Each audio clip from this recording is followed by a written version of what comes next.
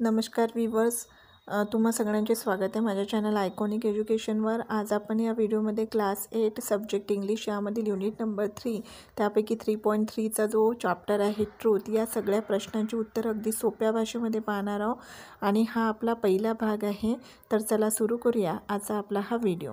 तर यामधला पहिला प्रश्न आहे, write down the 5 things that make your very happy. म्हणजे तुम्ही आनंदी असणाऱ्या 5 गोष्टी आपल्याला इथे लिहायच्या आहे ज्यावेळेस तुम्ही आनंदी होता। जसे एक्झाम्पल दिलेलं आहे, our team wins the match, म्हणजे आपली टीम जेव्हा मॅच जिंकली त्यावेळेस मी आनंदी होती। त्याच्यानंतर सेकंड पॉईंट दिलेला आहे, father comes home after many days, खूप दिवसानंतर वडील घरी आल्यानंतर।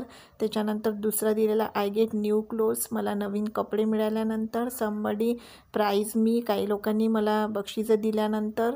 आय गेट अनएक्सपेक्टेड हॉलिडे, अचानक सुट्टी मिळाल्यामुळे। And I get good marks in the examination, आणि परीक्षेमध्ये खूप चांगले मार्क मिळाल्यामुळे मी आनंदी होती। असे 5 एक्झाम्पल आपण इथे लिहिले। तर त्यानंतरचा नेक्स्ट क्वेश्चन आहे तो म्हणजे क्वेश्चन नंबर 2, राईट डाऊन।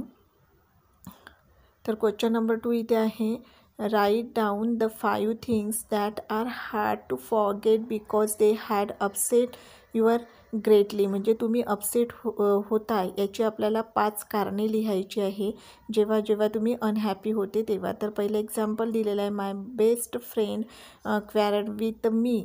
तर त्याच्यानंतर दुसरं एक्झाम्पल लिहायचं, punishment for the telling a lie to father.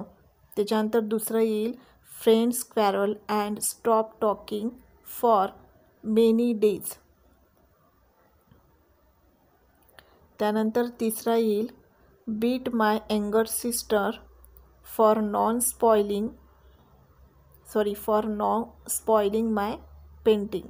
त्यानंतर चौथं येईल याच्यामध्ये, इन्सल्टेड निश for no fault of mine in the school.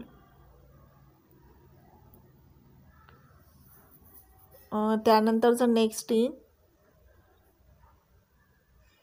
was not selected in school cricket team in spite of my very good performance।